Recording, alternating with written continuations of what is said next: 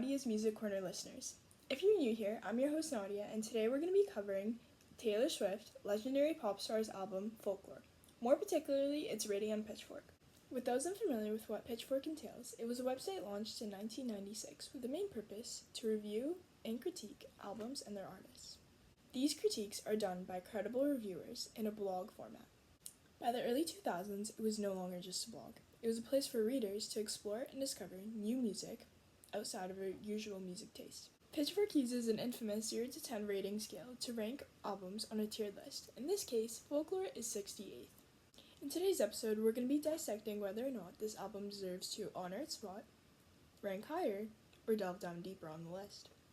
This will be based on lyrics, context, and production, going beyond the surface level of what the music sounds like. Now let's hop into this episode. Hope you enjoy.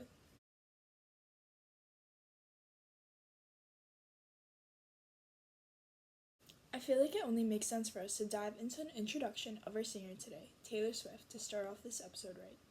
Born December 13, 1989, residing in West Reading, Pennsylvania, Taylor Allison Swift has since captivated the world with her musical talents.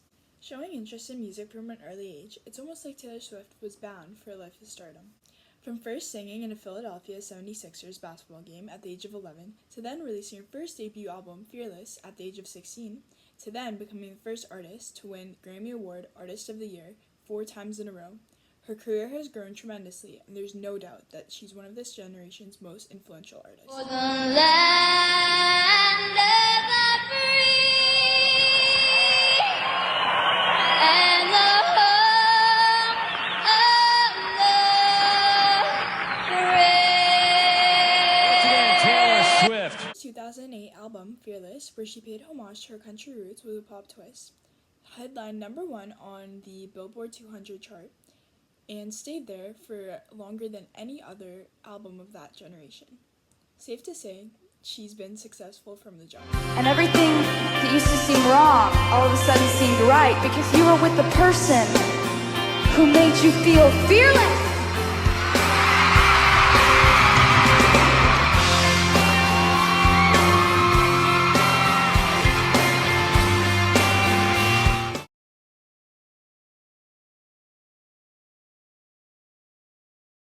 In a 2020 review, Pitchfork praises it for being one of Taylor's most sophisticated and subdued albums.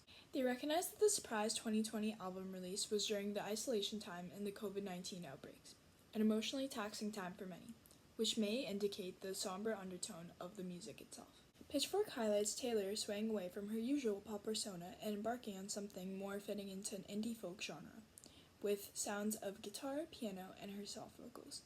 Another detail that sets this album apart from her others is the storytelling aspect and the character-based songs. With a whole teenage love story arc unwinding in the soundtrack, we get to experience the emotions of a 3-teenager love triangle trilogy, something we have yet to see from Taylor before.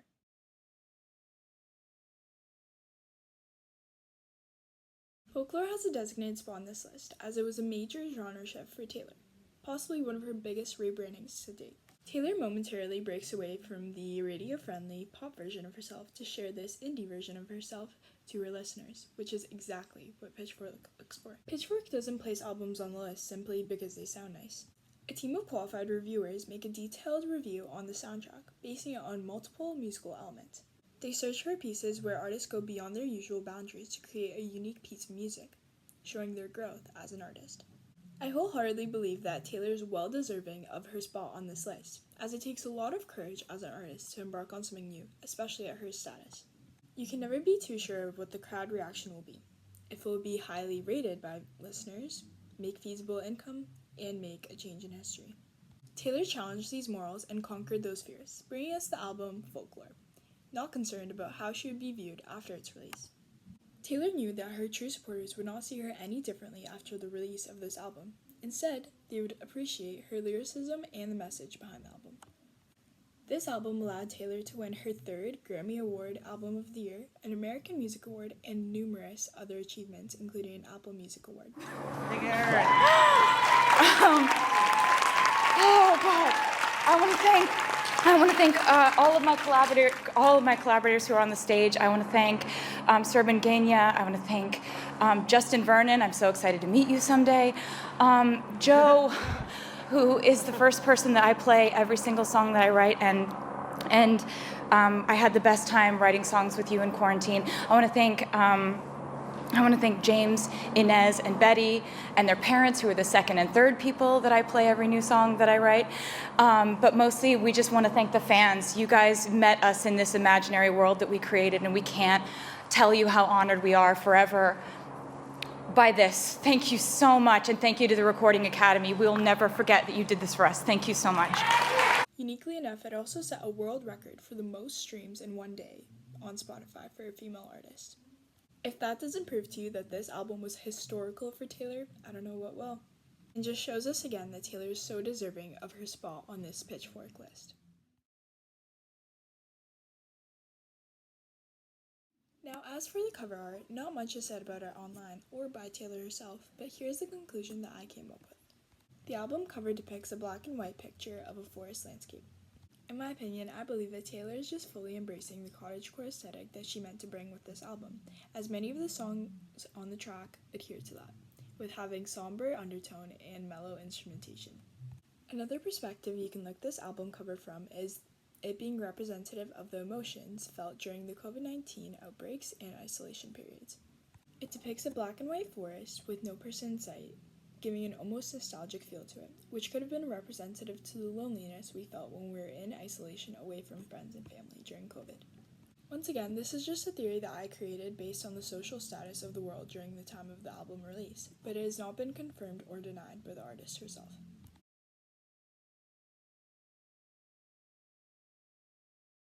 Now let's take a deeper dive into this album to talk about some of the star songs on the soundtrack before I reveal the song that I best believe encapsulates this album the best.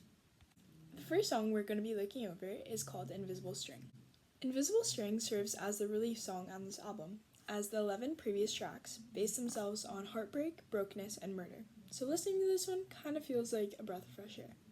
It's a song meant to depict how the way certain things went in her life actually led her in the direction of her love. This is shown in the infamous line, "One single thread of gold tied you to me," in the 2-minute and 26-second mark of the song. One single thread of gold tied me to you.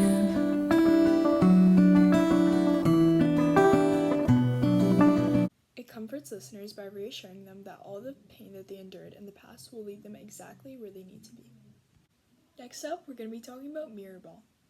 As most of the songs are false narratives created by Taylor, Mirrorball stands out as it is one of the few songs that resonate with her emotionally. It paints a picture of a hypothetical mirror ball, which changes everything about itself to fit in. I want you to know I'm a mirror ball. I can change everything about me to fit in. This is meant to embody how, as humans, we're constantly changing elements within ourselves to appease the needs of others. In a similar way, how the light is ever-changing when it hits a disco ball.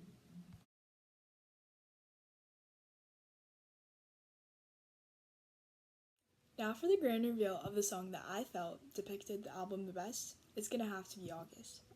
The song August embodies this album in all the best ways. Not only does it demonstrate Taylor's storytelling ability, it also manages to capture the lyricism, music composition, and sound elements all in one go.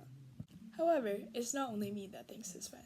Since Folklore's release, August has been loved by many, amassing 1 billion streams on Spotify, appearing in hit Amazon Prime TV show The Summer I Turned Pretty, and continuing to be played on the radio every single year. August is the missing and final piece to the love character arc in the album, bringing the other woman, Augustine, to life. It shows a summer romance filled with fantasy shared between her and another character in the trilogy, James, who also happens to be the boyfriend of another character, Betty, and how their relationship goes up in flames almost as fast as summer passes. Instead of villainizing Augustine for being in the middle of the crossfire, Taylor empathizes with her emotions of wanting to feel loved and cared for. As in the story arc, James comes in at the most convenient time as Augustine is feeling these things. Augustine's hardships are showed once again in the lines, "You weren't mine to lose, you weren't mine to lose," in the 2-minute mark of the song. Even though they shared a deep emotional connection over the summer months, this did not signify to James that he was August to keep. as he was still Betty's boyfriend back home. Because of the situation that James put Augustine in, he was never fully hers to keep, making him impossible to lose. The song teaches listeners that we can continue to mourn love even after its passing. It shows this in a non-typical perspective from the other woman, but some listeners can empathize with this and relate. Despite being a quintessential summer hit, the lyrics carry a strong message, and with it being the last puzzle piece to the love arc story, it makes this the best song on the album all around.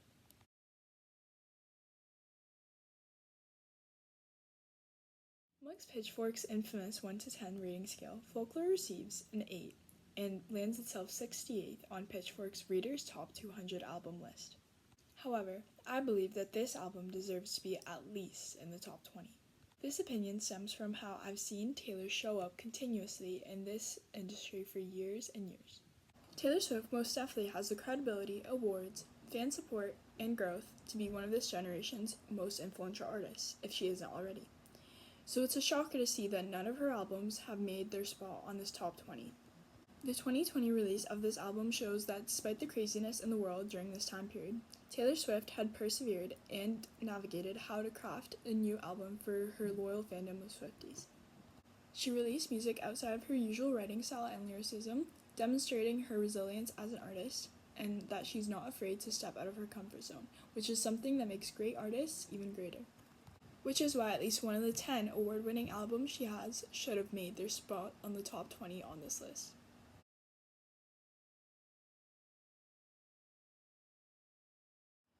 Folklore was surely a defining moment in her musical career. It marked a new phase of herself, giving the world a glimpse of her apart from what she's shown the world since she was 16 during her debut. Her vulnerability on this album showed us how clever of a songwriter she really is. By emotionally connecting with her listeners, she proved that despite her mega successful music career in the industry, she's not much different from the rest of us.